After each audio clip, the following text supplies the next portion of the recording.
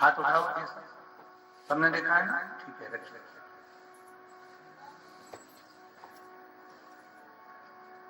केवल एक ही फूल है पारिजात का, हार श्रृंगार का,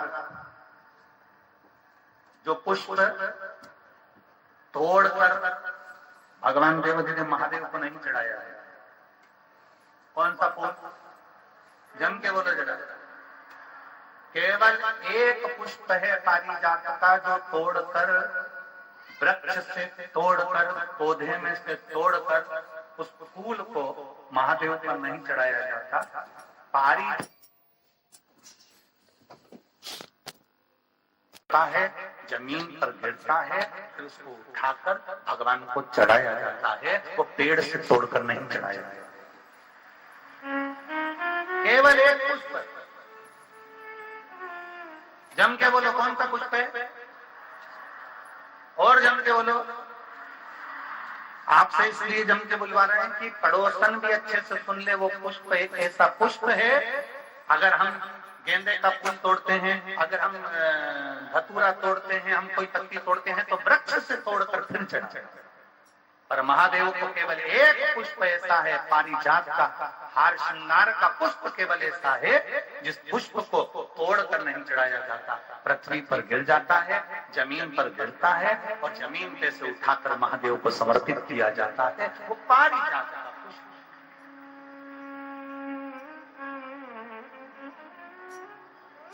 बोल बम का नारा है केवल एक। अब लोग कहें कि गुरुजी ये पारिजात का फूल जमीन पर गिरता है, फिर उसको उठाकर भगवान को चढ़ाया जाता है, तो वो तो जमीन पर गिर गया, शुद्ध हो गया, बेकार हो गया है। लोग कहेंगे कि कीचड़ का है, धूल का है, मिट्टी का है। शिव महापुराण की कथा कहते हैं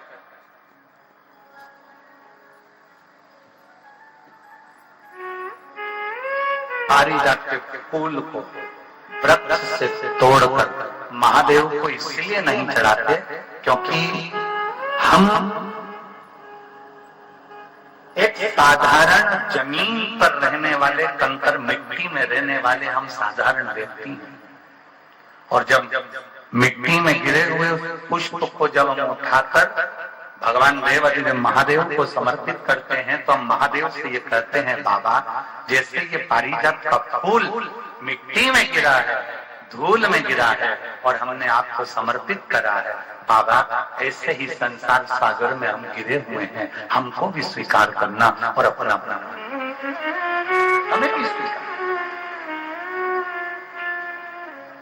हे शिव, हे त्रिकालदर्शी, हे कैलाशी, हे अविनाशी, हमें स्वीकार। उर्वशी अप्सरा पारिजात के पुष्प को लेकर कब खिलते हैं पारिजात के फूल? दिन में की रात को? रात सुबह तक गिर जाते हैं।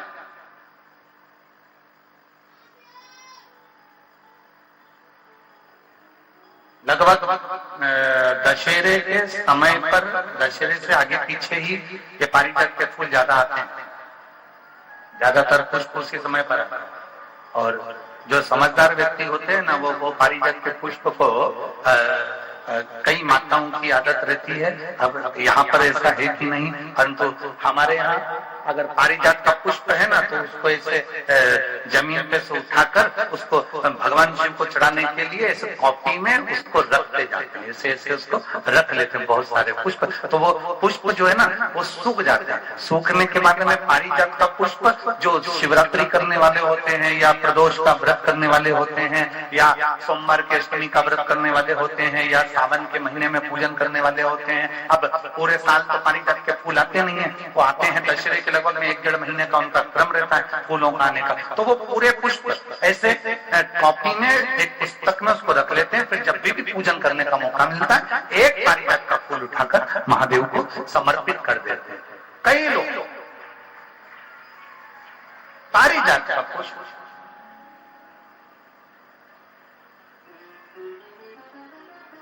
ये वही पुष्प है जो दुर्वासा जी ने भगवान राम जी से बुलवाया। अयोध्या में शंकर जी की पूजन के लिए दुर्वासा बाबा बुलवाए थे, ये वो पारिजात का पुष्प।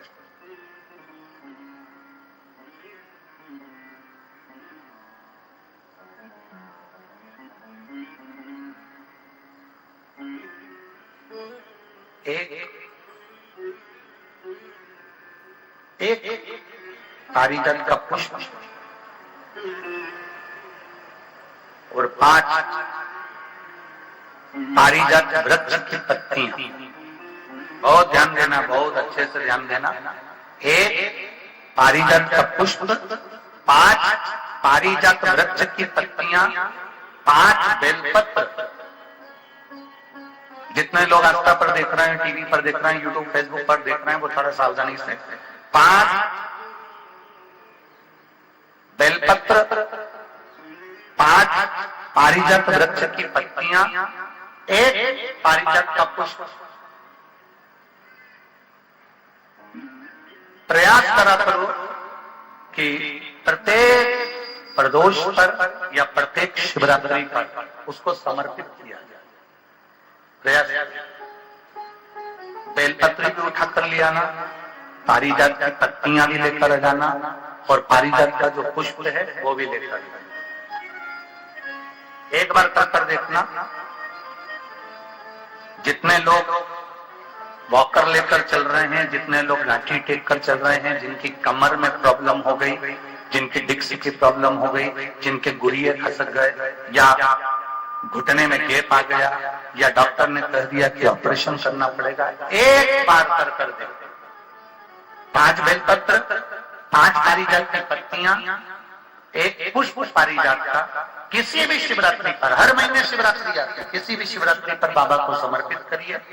1 लोटा जल समर्पित कर दो और बाबा पतालेश्वर महादेव का नाम लेकर समर्पित कर उसको उठा लो। पहले जो बेलपत्री लेकर आए हो, रोज 1 बेलपत्री 5 दिन तक खाना है। फिर 5 जो पारिजात की पत्तियां हैं उसको रोज 1 पत्ती को खाना है। आखिरी में जो पुष्प है वो पुष्प को खा लेना है। 15 दिन के अंदर तुम्हारा घुटना और तुम्हारी कमर काम करना प्रारंभ करेगी, तुम उठकर चल सकते हो। पारिजात का पुष्प बड़ी आनंद था, बड़ी आनंद। एक पत्र है,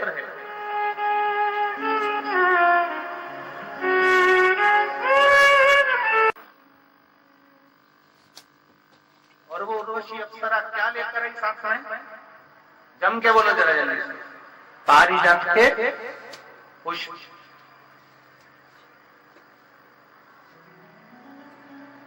शंकर भगवान को चढ़ा हुआ 1 पारिजात का फूल उठाकर, अगर आप ऐसे ही नहीं खा सकते तो उसकी गोली बनाकर खाने का प्रयास करें। और एक और बात इस व्यास से कहना चाहेंगे, पारिजात का जो पुष्प होता है, पारिजात का जो फूल होता है, उस पुष्प के नीचे जो एक केसरिया कलर की डंडी होती है, करें दर्शन आप लोगों ने? अरे बोलो तो जम करें। तो जो पुष्प होता है, पुष्प के नीचे एक केसरिया कलर की डंडी हुई, केसरिया कलर। अगर बाबा की कृपा आप पर हो जाए और कहीं से पारिजात के थोड़े बहुत फूल आपके पास में एकत्रित हो जाए और मान लो वो पुष्प तुमने शंकर जी को नहीं चढ़ाए हैं और उसके नीचे की जो डंडी है उसको तोड़कर तुमने सुखा दिया, सुखाने के बाद उसको पीस लिया, पीस कर उसको अपने डब्बी में रख लिया। जब भी भगवान शंकर के मंदिर में जाए और उसका अगर आप शंकर भगवान को केसर तिलक लगाना प्रारंभ करें तो मनोकामना शीघ्र पूर्ण हो। पारिजात के पुष्प का इतना वर्णन है और कोई कहे कि गुरुजी आप ये पारिजात के वृक्ष का जो वर्णन कर रहे हो, आप जो ये पारिजात के वृक्ष का वर्णन कर रहे हो, तो हमारा निवेदन है कि इसको हमने हरिवंश पुराण में से लिया।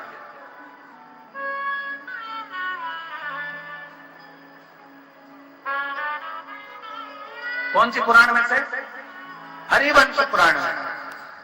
पारिजात के फूल का वर्णन हरिवंश पुराण के अंतर्गत जो वर्णन किया गया है, पुष्प का जो वर्णन किया गया है, शिव को माता लक्ष्मी समर्पित करती है भगवान शंकर को पारिजात। और अगर भगवान ने कृपा करी हो आपके यहाँ, आपके नजदीक में, आपके अड़ोस पड़ोस में कहीं आपके अड़ोसन पड़ोसन पीछे वाली धड़ोसन, अगर किसी के यहाँ पर अगर पारिजात का कोई पौधा हो, पारिजात का अगर कोई वृक्ष हो, तो प्रयास करना एक पारिजात की पत्ती को अगर अशोक सुंदरी वाली जगह पे चढ़ाकर, आपके घुटने में तकलीफ है, कमर में तकलीफ है, आप नहीं चल पा रहे हो, नीचे नहीं बैठ पा रहे हो, तो कम से कम 1 महीना लगातार पारिजात की पत्ती को शंकर पर चढ़ा हुआ, वो पारिजात की पत्ती को मलकर भले पानी से निकलो, चाहे तुम चबा कर निकलो, उसको रोज सुबह के समय अगर खाना प्रारंभ करोगे, 8 दिन 10 दिन के अंदर तुम्हारा पाँव काम करना चालू करेगा और तुम चलो, ये निश्चित है। कितना भी कमर में दर्द हो, कितनी भी पाँव में प्रॉब्लम हो, आपको चलना होगा ही। पारिजात के फूल का, पारिजात की पत्ती का बड़ा बड़ा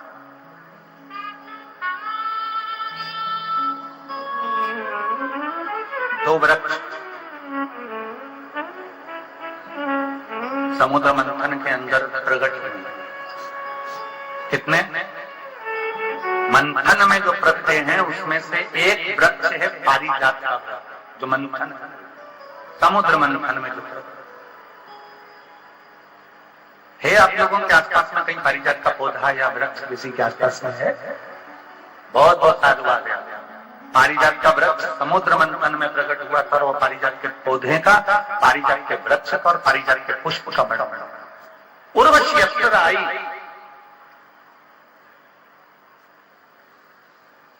और उस उर्वशी अप्सरा ने भगवान शंकर को पारिजात का पुष्प समर्पित कर, भगवान विष्णु खड़े रहे, शिव जी के नेत्र नहीं खुले, ब्रह्मा जी खड़े रहे, शिव जी के नेत्र नहीं खुले, भगवान सारे देवता आकर खड़े हो गए, पर भगवान शंकर के नेत्र नहीं खुले। केवल एक पारिजात का पुष्प ऐसा था जो उर्वशी अप्सरा ने भगवान शंकर के चरणों में समर्पित करा, शिव जी का नेत्र खुल गया। केवल एक पारिजात के पुष्प का स्पर्श मात्र कर, केवल स्पर्श मात्र।